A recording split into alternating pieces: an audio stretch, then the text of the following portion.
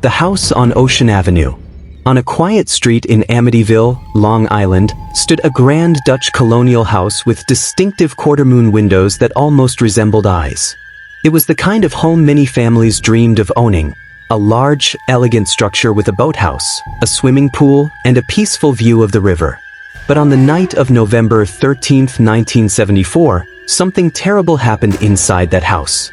The DeFeo murders. Inside the house, 23-year-old Ronald Butch DeFeo Jr. crept through the hallways with a .35 caliber rifle.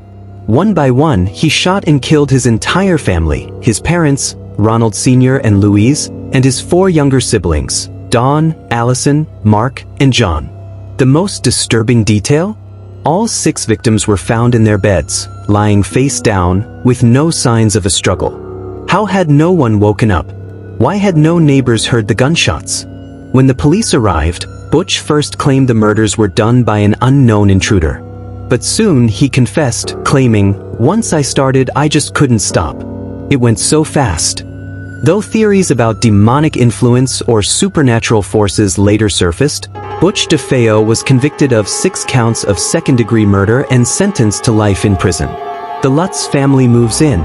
Just over a year later, in December 1975, the house sat empty. Then, George and Kathy Lutz found it listed for a surprisingly low price, just $80,000. They knew about the murders, but the house was beautiful, and they believed they could handle the past. So, along with their 3 children, Daniel, Christopher, and Melissa, they moved in. From the very first day, something felt wrong.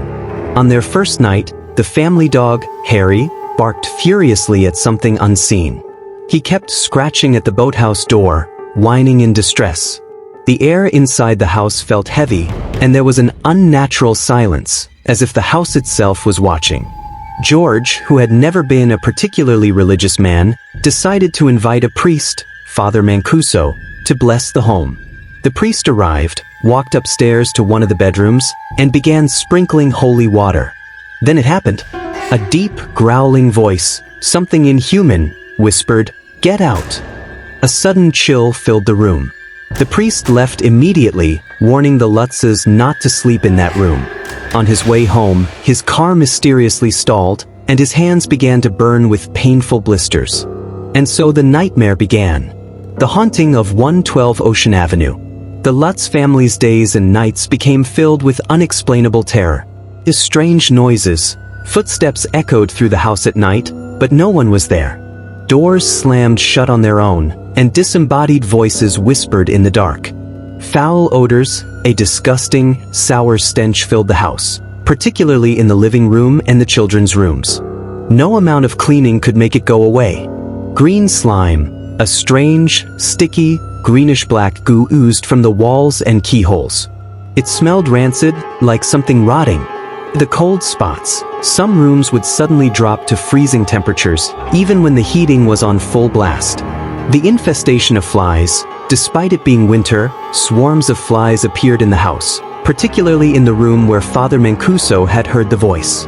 No matter how many they killed, more would return. The red eyes. Melissa, the youngest child, spoke of a new imaginary friend, Jody, a pig-like creature with glowing red eyes.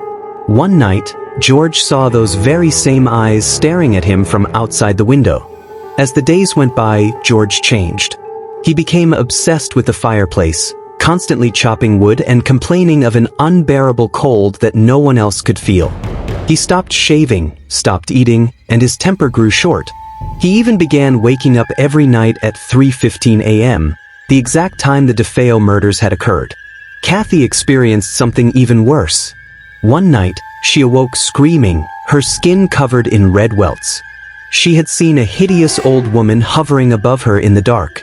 Another time, she looked in the mirror and saw her reflection change. Her face transformed into that of an old hag, wrinkled and decayed. Then came the night that finally broke them. The last night. The Lutz family never spoke in detail about what happened on their final night in the house. But whatever it was enough to send them running. In the dead of night, they fled without packing a single thing. They left everything behind. Furniture, clothes, even food still sitting on the dinner table. They would never return. The aftermath.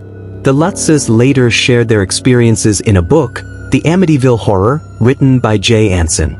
It became an international sensation, spawning movies, documentaries, and endless debates. Some believe the Lutz family fabricated their story for fame and money, pointing to inconsistencies in their accounts. Others claim the horrors they experienced were very real. Paranormal investigators, including Ed and Lorraine Warren, visited the house and declared it haunted by a demonic presence. Regardless of what the truth may be, the legend of the Amityville Horror endures. The house itself has changed owners several times, and its address was even altered to keep tourists away. But one thing remains. 112 Ocean Avenue will always be known as one of the most haunted houses in America.